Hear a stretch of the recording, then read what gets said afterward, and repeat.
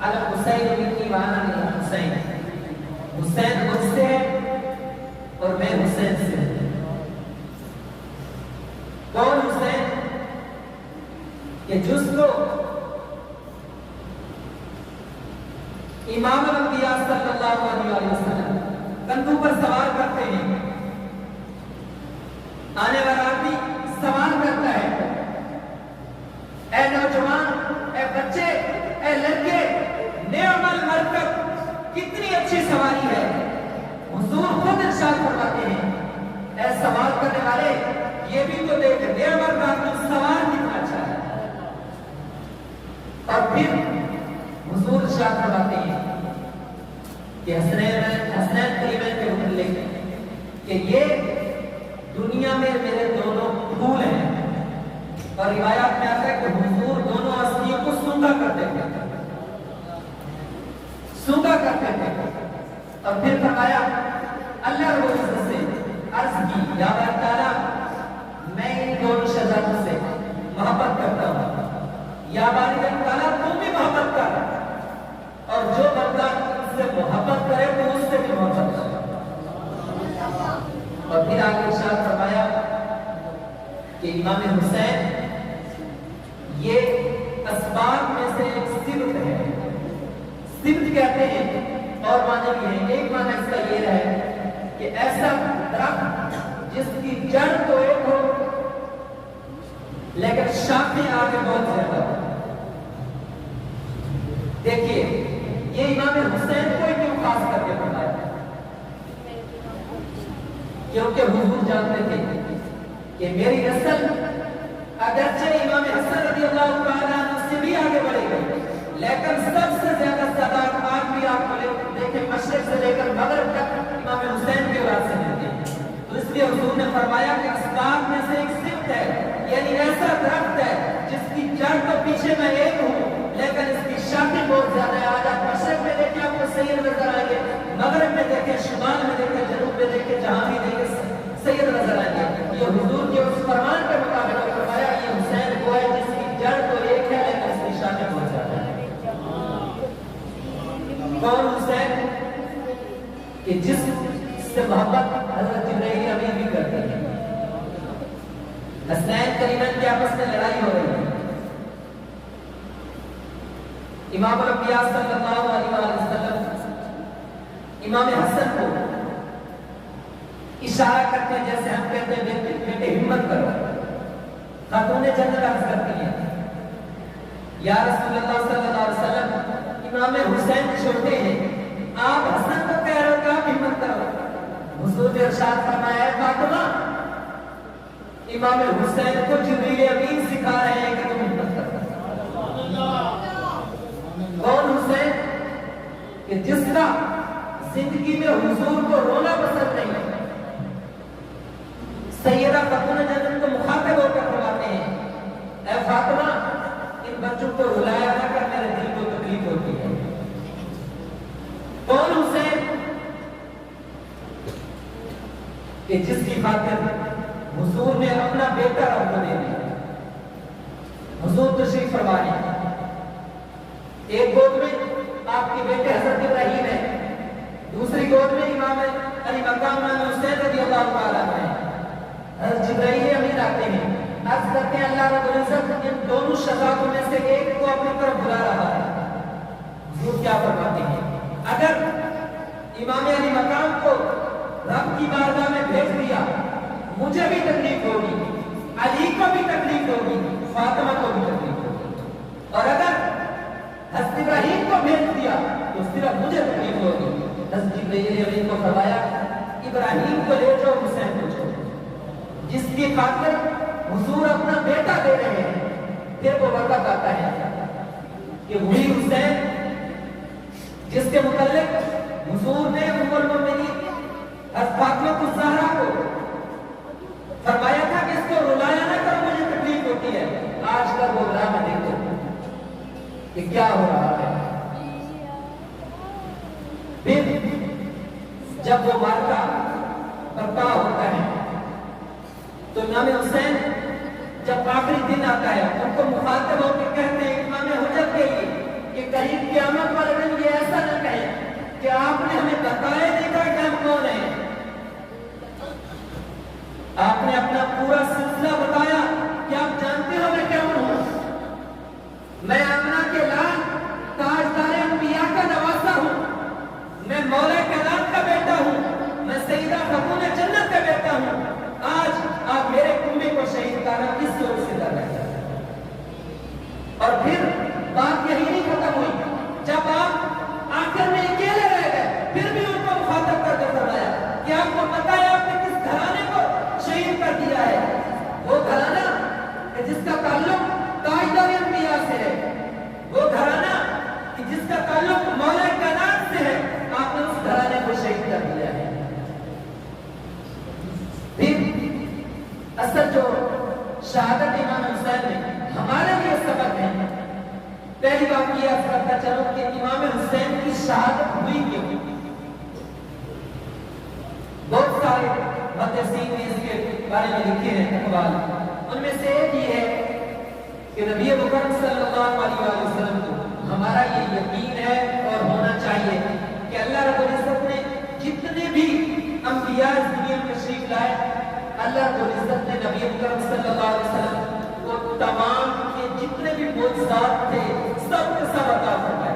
یعنی اللہ رب العزت نے مثال کے طور پر اگر کوڑی کے مرض کرنے کو ٹھیک کرنے کا کسی نبی کو اختیار دیا تو حضور کو بھی دیا ہے. اس سے بڑھ کر دیا ہے. لیکن کچھ انبیاء شہید ہوئے حضور کو یہ مرتبہ نہیں ملا. اللہ رب العزت جانتا تھا کہ مل چکا ہے لیکن بظاہر دنیا کے سامنے یہ نہیں ملا تھا. تو محدثین فرماتے ہیں کہ حسنین کریمین کی شہادت نبی مکرم صلی اللہ علیہ وسلم کی ہی شہادت ہے. کیوں کہ اللہ رب العزت نے ایک چیز جو پہلے انبیاء میں تھی حضور نے وہ واضح نہیں فرمائی تھی. تو امام حسن کی شہادت سری ہوئی ہے اور امام حسین کی شہادت جاری اعلانیہ ہوئی ہے.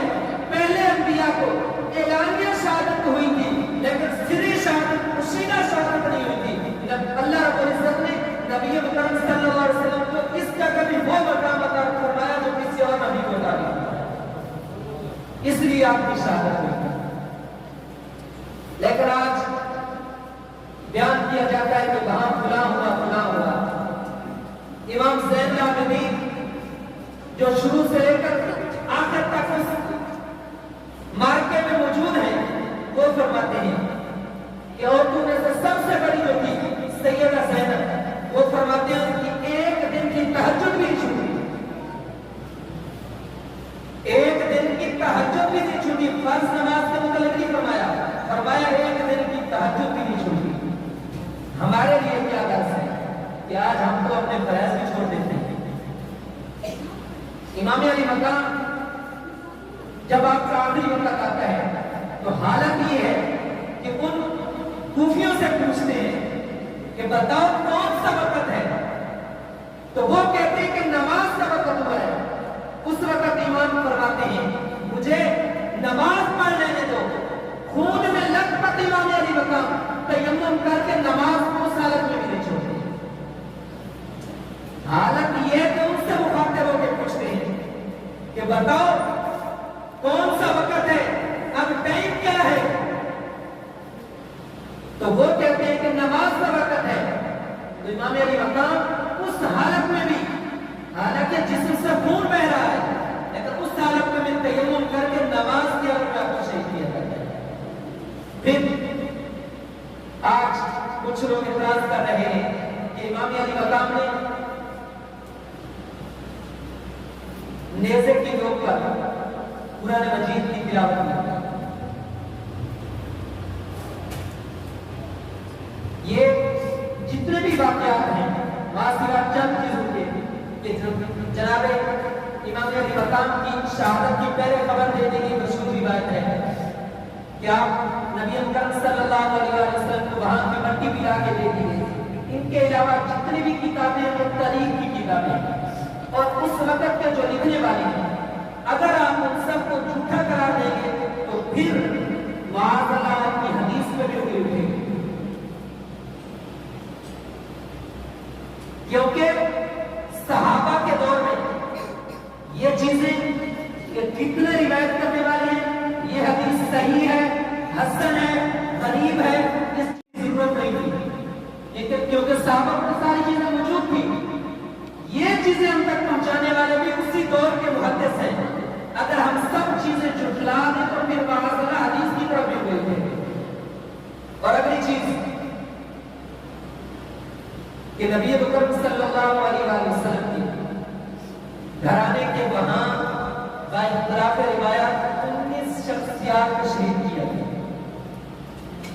اور مولا کرام سیدنا علی اور مرتضی شریف رضی اللہ تعالیٰ عنہ کی اولاد میں سے ایک روایت میں 9، ایک میں 7، اور کم از کم کی جو روایت ہے وہ یہ 6 شہزادوں کو شہید کیا گیا۔ ان 6 شہزادوں میں سے صرف کیا غازی عباس اور امام حسین تھے؟ نہیں ہے۔ ان 6 میں اگر باقی 9 نہ شمار کریں، 7 نہ کریں، اگر 9 یا 7 کرتے ہیں تو پھر عمر کا نام بھی آئے گا۔ اگر 9 یا 7 نہیں کرتے، 6 بھی کرتے تو آپ کو عثمان کا نام بھی ملے گا، ابو بکر کا نام بھی ملے گا۔ امام حسن کے شہیدوں والے شہزادوں میں سے کیا صرف قاسم ہے؟ نہیں، اگر آپ سب نام پڑھیں گے تو وہاں آپ کو ابو بکر بھی ملے گا۔ اور کچھ لوگ کہتے ہیں کہ وہاں صحابی نہیں تھے۔ اگر صحابی نہیں تھے تو 19 کے علاوہ باقی افراد کون تھے؟ صحابی نہیں تھے، تابعی تھے، وہ کون ہیں؟ وہ انہی کے اولاد، اور ایک صحابی رسول حضرت سعید بن مسیب کا نام ہے، وہ امام علی مقام سے مخاطب ہو کر فرماتے ہیں، حالانکہ دن جمعے کا ہے اس دن، یہ بھی بتانا چاہتا ہوں، جس دن یہ عظیم واقعہ رونما ہوتا ہے، امام علی مقام کو شہید کیا جاتا ہے، اس دن جمعے کا دن ہے، لیکن چونکہ آپ مسافر تھے، آپ کے زور تھی، وہ امام علی مقام سے مخاطب ہو کے کہتے ہیں زور کا وقت ہو گیا، نماز نہیں پڑھنی، آپ امامت کرائیں، ہم آپ کی ابتدا میں نماز پڑھتے ہیں۔ یزیدی سامنے ہو کر مخاطب کرتے ہیں، ہم آپ کو نماز سے روکنے کے لیے سارا کام کر رہے ہیں، آپ کیا کرتے ہیں؟ وہ کہتے ہیں اگر آپ کا یہ ارادہ ہے تو سب سے پہلے میں آپ کے سامنے آؤں گا، 65 آدمی کو جہنم حاصل کرنے کے شہادت کا وعدہ پیش کرتا ہے۔ 65 آدمی کو جہنم حاصل کرنے کے بعد صحابی رسول پھر شہادت کا مرتبہ پیش کرتے ہیں۔ کیا ان 19 یا تو 72 کا انکار کر دیں؟ اس سے زیادہ بھی روایات ملتی ہیں، یا تو 72 کا انکار کر کے صرف 19 تک لے ہیں۔ اگر 19 تک نہیں 72 تک جائیں گے تو پھر آپ کو ماننا پڑے گا یا وہاں صحابہ بھی تھے، اگر صحابہ سارے نہیں تھے تو ان کی اولاد بھی موجود تھی، صرف حضور کا گھرانہ سارا نہیں، کیونکہ حضور کا گھرانہ صرف 19 افراد ہیں، باقی کدھر سے ہے؟ اور پھر کہتے ہیں کہ جو جید صحابہ تھے وہ کیوں نہیں تھے؟ وہ مشہور روایت جو ایک ہی وقت میں ام المؤمنین حضرت سلمہ بھی اور سیدنا عبداللہ بھی ایک ہی روایت کو ایک ہی وقت میں حضور امام علی مقام کی شہادت کے وقت مکہ میں بھی تشریف فرمائے، مدینہ میں بھی ایک ہی وقت دونوں سے مخاطب ہو کے فرماتے ہیں، وہ عرض کرتے ہیں یہ کیا حالت ہے کہ آج آثار مٹی کے ایسے لگتا ہے جیسے تھکاوٹ ہو، کوئی غمگین سا چہرہ لگتا ہے۔ حضور دونوں ہستیوں کو ایک ہی بات بیان فرماتے ہیں کہ میں امام علی مقام کی شہادت سے آ رہا ہوں، اور پھر جب معلوم کیا گیا تو وہ وہی وقت تھا جب امام علی مقام کو شہید کیا گیا۔ اب بات جو میں بتانا چاہتا ہوں وہ یہ ہے کہ اگر ان صحابہ سے حضور نے کوئی بات فرمانی ہوتی تو چلو حضرت زید کو نہ فرماتے ہوں، اور میں سلمہ کو فرما دیتے کہ صحابہ کی زیادتی کی آواز آتی، ان کو ہی فرما دیتے کہ صحابہ نے معاذاللہ یہ زیادتی کی ہے۔ نہیں، 2 راستے تھے، 2 میں سے ایک یہ تھا کہ آپ سائڈ پہ ہو جائیں، ایک یہ تھا کہ آپ اپنی جان دینے کے لیے تیار ہو جائیں، دونوں کا اختیار تھا۔ امام علی مقام نے اپنے نانے نے چونکہ حضور نے آپ کو خبر دے دی تھی کہ آپ کو فلاں مقام پر شہید کیا جا رہا ہے، آپ کو پتا تھا، مدینے سے چلے، وہ مدینہ چھوڑ کے آ رہے ہیں کہ جس میں ان کا بچپن سے لے کر ساری زندگی گزری، مکہ میں آئے، جب مکہ سے جانے لگے تو صحابہ نے مخاطب ہو کے کہا کہ آپ اس طرف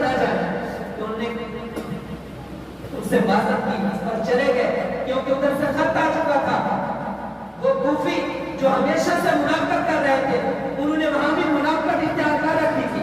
खत आ चुका था कि ऐसा हो गया है कि ये हमसे दुश्मनी नहीं करने वाले, इस वजह से इमाम अली मकाम चले गए। लेकिन साहबा ने कोई भी ऐसा काम नहीं किया जिस पे आप आज उंगली उठा सकें। मैंने पहले अर्ज किया है